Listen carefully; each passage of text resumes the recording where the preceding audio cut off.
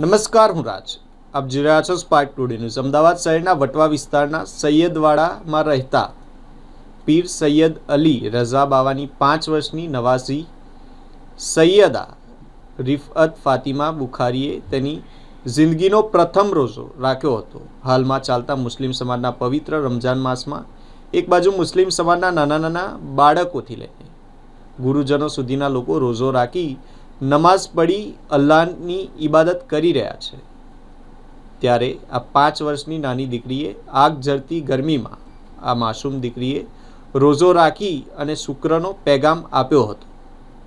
ઇફતારી સમયે તેના માતા પિતા, નાના નાની, માસી માસા, કાકા કાકી સહિત પરિવાર સાથે તેને પોતાનો રોઝો ખોલ્યો હતો. નાની દીકરીએ પોતાની જિંદગીનો પહેલો રોઝો રાખેલો હતો, જેને લઈને પરિવારમાં ખુશીનો માહોલ જોવા મળ્યો છે.